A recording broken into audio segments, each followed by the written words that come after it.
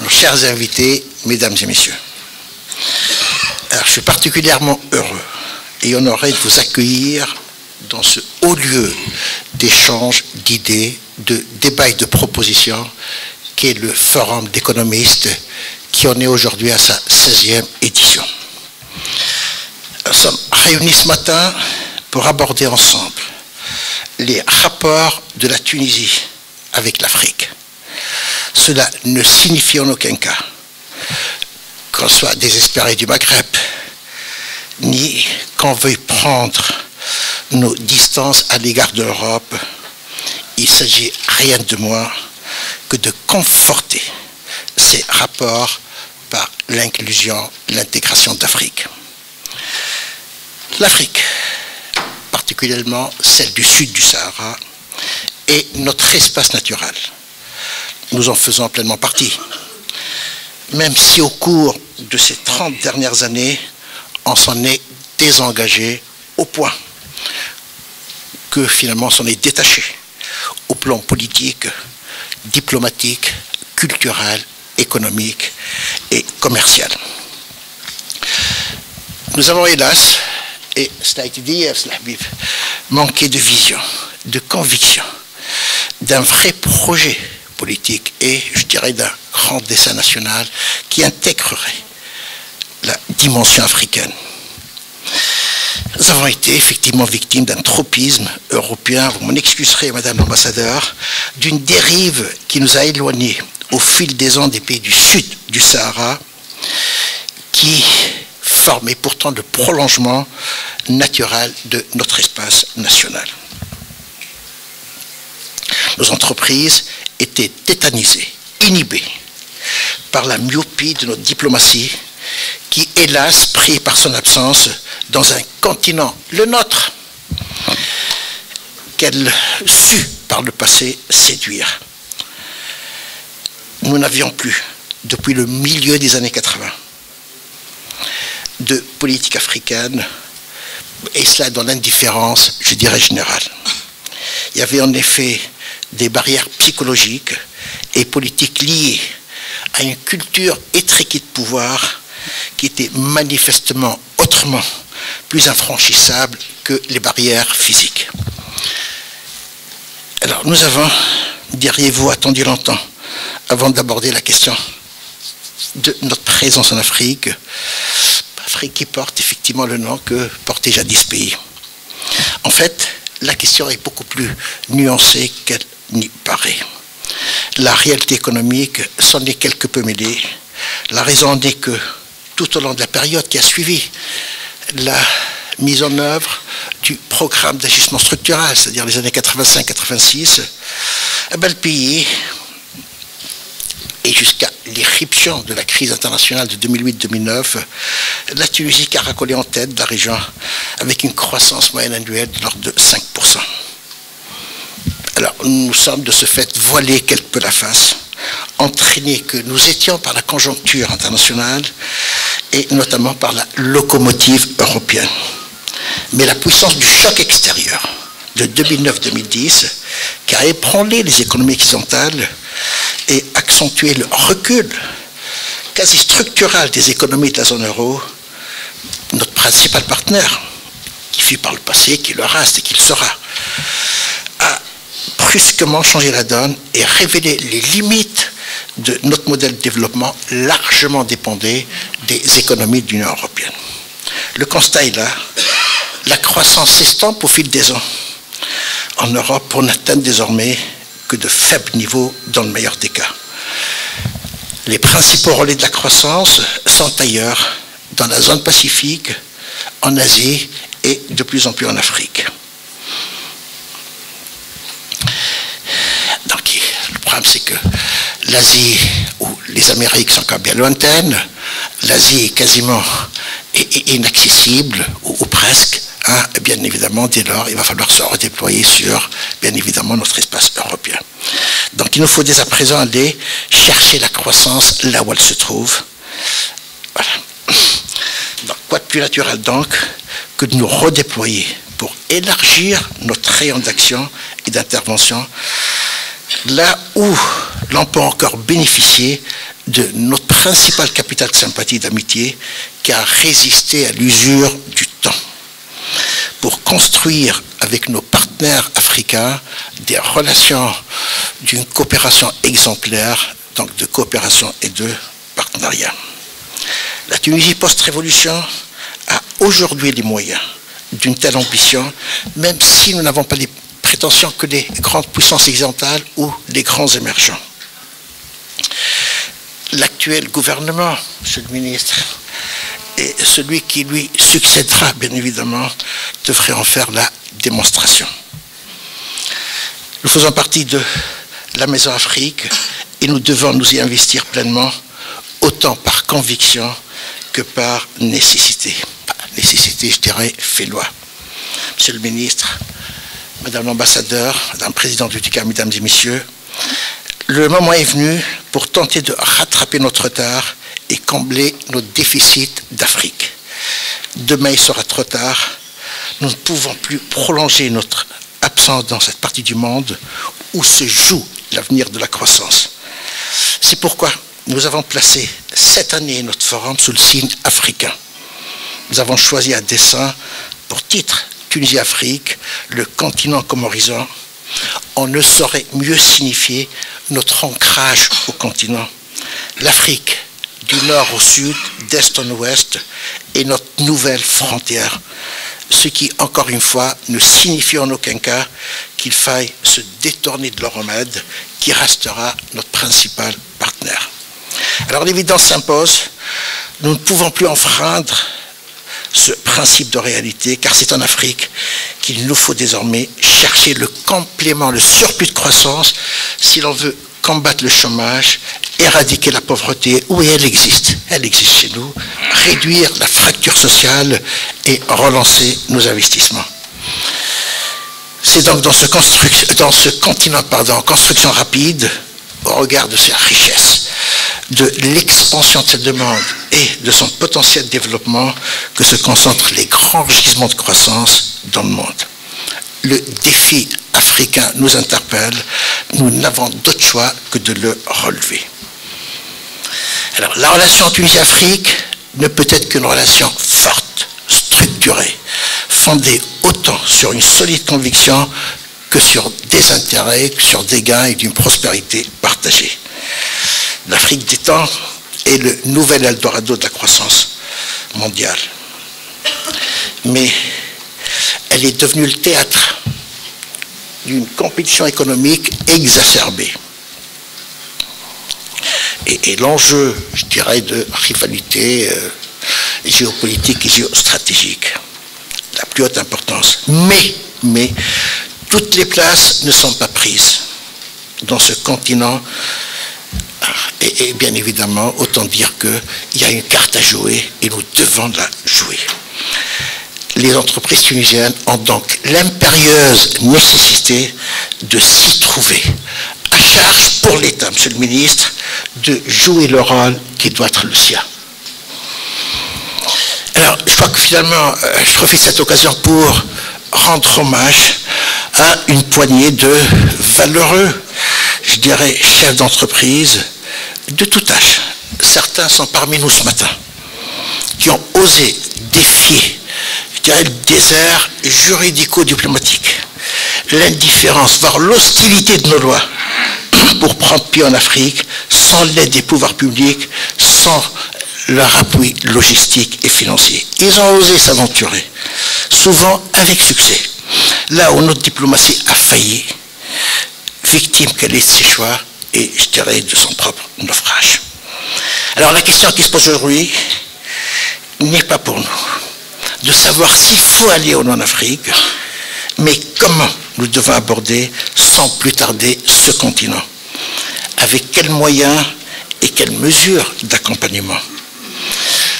Faut-il se concentrer sur quelques pays ou se disperser sur plusieurs fronts? Comment et que faire pour ceux qui ont raté le premier train africain?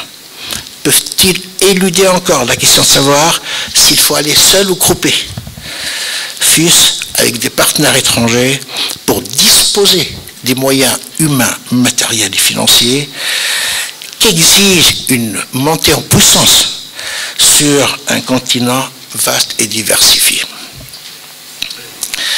Alors, nos panélistes nous diront pourquoi et pour quelles raisons cette coopération doit être globale pour avoir une chance d'aboutir.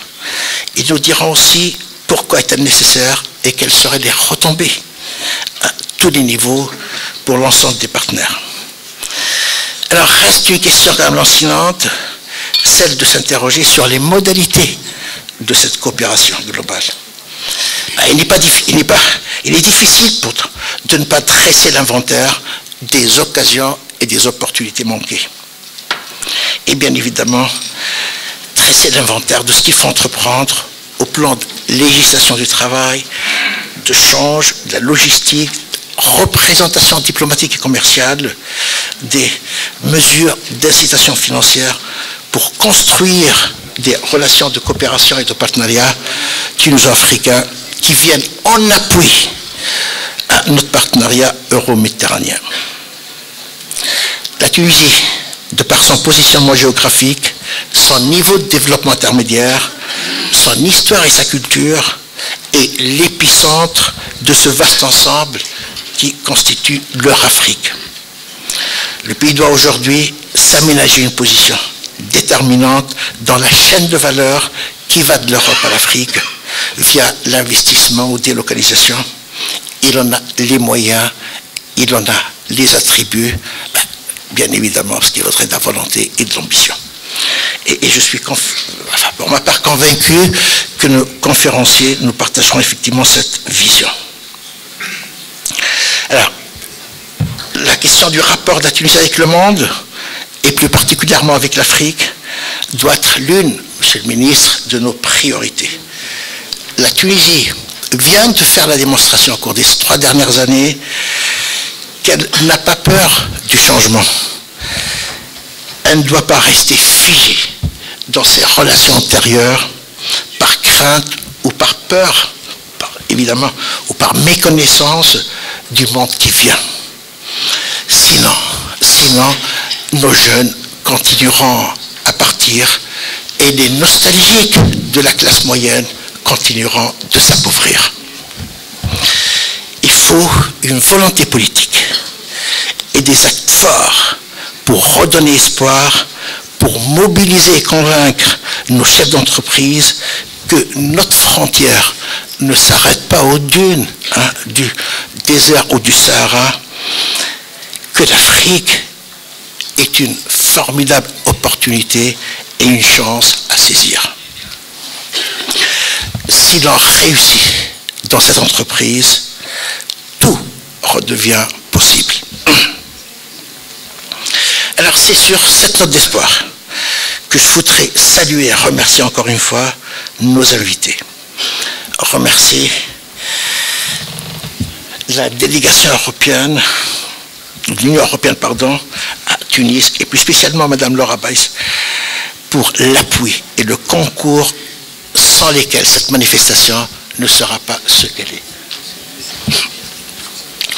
Je voudrais saluer aussi nos sponsors et ils sont nombreux, Dieu merci, pour leur fidélité et leur soutien. Et vous dire à vous tous, une fois de plus, merci pour cette belle et magnifique présence. Celle de la parole, c'est l'Habib Karaouli, c'est lui qui présidera le forum et je vous remercie.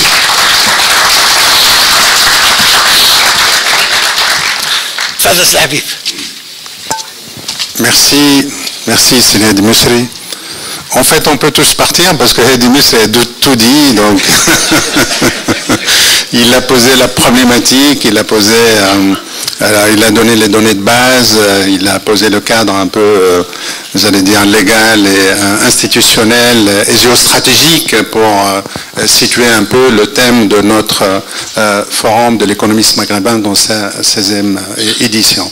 Et ce n'est pas du tout étonnant de la part de Hedi Misri, c'est le côté académique qui prime dans cette intervention qui nous est bien utile pour situer le reste de nos travaux. Je voudrais joindre ma voix à celle de Hadi Mechri et de l'équipe de l'économiste maghrébin pour vous souhaiter la bienvenue et surtout souhaiter la bienvenue à toutes celles et ceux qui sont venus de loin pour participer à nos travaux, soit en tant qu'intervenant ou en tant que simple observateur. Je dois les remercier pour d'être toujours aussi nombreux et aussi fidèles à ce rendez-vous qui, malheureusement, constitue une des rares opportunités de débat et d'échange constructifs sur des thèmes que nous avons toujours voulu utiles. C'est ça un peu le principe. Je rappelle que nous avons, juste après la Révolution, fait un forum de l'économiste maghrébin sur ce que nous avons appelé les défis post-révolution et les grands axes que devraient prendre les politiques économiques des gouvernements post-révolution. Je crois qu'il y a un certain nombre d'idées qui ont pris leur chemin par la suite chez un certain nombre de décideurs. Nous avons également fait un séminaire un forum sur le thème de l'État, où nous avons un peu, sur la base de la crise de 2008, essayé de réfléchir à la redéfinition du rôle de l'État. Plus d'État, mieux d'État. Et je crois que la situation dans laquelle vit actuellement la Tunisie conforte un peu cette approche où l'État doit, à notre sens, dans un horizon d'au moins une dizaine d'années, rester encore une locomotive et le principal vecteur de changement et d'impulsion de l'activité économique, soit tout seul, soit dans le cadre du partenariat public-privé. Donc cette fois-ci, je crois que le thème, et Hadi Mechri l'a suffisamment dit, est un thème qui devrait intéresser un certain nombre de personnes. Pour en parler, je voudrais juste vous donner une idée du programme de ce premier panel. D'abord, en votre nom à tous et en mon nom personnel, je voudrais remercier les panélistes, les remercier d'être là et de participer avec nous à ce débat. Remercier Madame Laura Baeza, chef de la délégation de l'Union européenne, ambassadrice ici en Tunisie, qui est ici bien entendu en tant qu'ambassadrice, mais également en tant que personne ressource importante qui connaît parfaitement le Maghreb, qui connaît la problématique du Maghreb, qui a été en charge de la délégation de l'Union européenne en Algérie pendant 4 ans, avant de venir à Tunis, qui a été dans le cabinet de quelqu'un que nous connaissons bien à Tunis, Manuel Marine, qui a été commissaire en charge du développement à la Commission européenne. Elle a été dans son cabinet, donc elle va nous éclairer aussi sur la vision de l'Union européenne sur ce partenariat euro-africain. Nous avons également la chance d'avoir avec nous Madame Ouided Bouchamewi, qu'on ne présente plus et que je sais tout à fait sensible au thème de la place de la Tunisie en Afrique subsaharienne. Je sais qu'elle y travaille, je sais qu'il y a un comité, une commission au niveau de l'UTICA qui réfléchit à la mise en place d'une stratégie commune qui puisse être profitable à tous les secteurs. Pour nous donner un peu une idée un peu plus pratique, je crois qu'on n'a pas trouvé mieux que M. Abdallah Bouraïma, qui est ancien ministre des Finances du Niger de 93 à 96, qui est surtout actuellement commissaire en charge des politiques économiques et fiscales à l'UEMOA, donc à l'Union monétaire économique et l'Union économique et monétaire de l'Ouest africain, de l'Afrique de l'Ouest, qui réfléchit justement sur les questions d'intégration. Je crois qu'il va nous donner des informations qui sont capitales, je pense, pour nous, pour améliorer notre compréhension du continent africain et surtout dans sa partie subsaharienne. Parce qu'on oublie souvent que la Tunisie fait partie de l'Afrique et qu'elle a même donné son nom à ce continent. Après, on aura aussi le privilège d'écouter une intervention de Jean-Pierre Matilly, qui est en Afrique depuis 1988, qui est lui-même africain, et il vous le dira, après, représentant de la Société Générale en Côte d'Ivoire, qui a beaucoup réfléchi sur ces questions-là, et qui surtout va nous faire une intervention sur un peu les atouts et le potentiel de développement et toutes les potentialités, les opportunités, notamment en matière de relais de croissance vis-à-vis de que peuvent constituer les pays africains, les points forts surtout dans cette dizaine de pays qui font des taux de croissance de plus de 8% et sur lesquels il nous donnera une idée un peu plus précise. Nous avons également la chance d'avoir avec nous Sir Ahmed El Karam qui, bien entendu, va intervenir sur quelque chose qui me semble tout à fait, en tout cas je l'interpellerai sur cet aspect-là. On parle bien entendu de la place de la Tunisie en Afrique, de toute un peu l'ambition que nous voulons porter, cette vision dont parlait justement tout à l'heure Hedi Meshri. Lui nous dira est-ce qu'on est en train de rêver ou est-ce qu'on a réellement des atouts pour et quels sont un peu les préalables que nous devons un peu offrir et mettre sur la table avant de commencer à envisager une quelconque pénétration digne de ce nom dans les pays d'Afrique subsaharienne. Nous avons également avec nous M. Hervé Loès qui est actuellement à la BAD et qui s'occupe surtout, et il va nous donner un peu la primeur de la réflexion que la BAD est en train de mener, puisque c'est lui qui est en charge de l'étude sur l'intégration maghrébine. Et donc, il nous donnera un certain nombre d'idées qu'on puisse utiliser dans notre réflexion. Je voudrais, en votre nom à tous, au nom des panélistes, souhaiter la bienvenue à Monsieur le ministre de l'Économie et des Finances, M. Hakim Ben Hamouda, qui a eu l'amabilité et l'amitié d'être parmi nous. Nous savons qu'il est extrêmement occupé par ailleurs sur d'autres dossiers qui n'attendent pas, et qui est ici à double titre. D'abord, bien entendu, en tant que ministre de l'Économie et des Finances, et qui a probablement un rôle décisionnaire sur un certain nombre d'éléments qui vont être dégagés et qui ont été dégagés hier soir dans le dîner débat comme facteur de blocage, un certain nombre d'éléments, mais surtout avec une autre double casquette, puisque jusqu'à récemment, jusqu'au 26 janvier, il était conseiller spécial du président de la BAD. Il a été en charge, je dirais, de réflexion et d'études importantes sur le devenir de l'intégration africaine. Donc, fort justement de cette expérience, je crois qu'il va nous éclairer sur un peu la politique du gouvernement d'abord sur cette question-là. Est-ce que cette question de la présence de la Tunisie dans les pays d'Afrique subsaharienne figure dans l'ordre du jour de l'actuel gouvernement? Est-ce qu'il y a une réflexion pour la mise en place d'une commission qui devrait normalement travailler pour essayer de mettre à plat tous ces préalables qui sont indispensables? Hier soir, les participants avaient justement émis le souhait qu'il y ait une commission nationale qui puisse bien entendu départementale, qui puisse mettre à plat tous les facteurs de blocage, notamment les blocages au niveau de la logistique. Il faut pour aller dans un autre pays, même si c'est le pays voisin, il faut de la communication, il faut du transport, il faut absolument. Il faut une représentation diplomatique et consulaire, et il faut des services douaniers diligents, il faut un taux de change qui soit réellement clair. Donc toutes ces questions-là, Monsieur le ministre de l'Économie et des Finances, Hakim Ben Hamouda, ne manquera pas de nous éclairer sur ces questions-là, et tous ensemble, on lui souhaite la bienvenue. Fadal.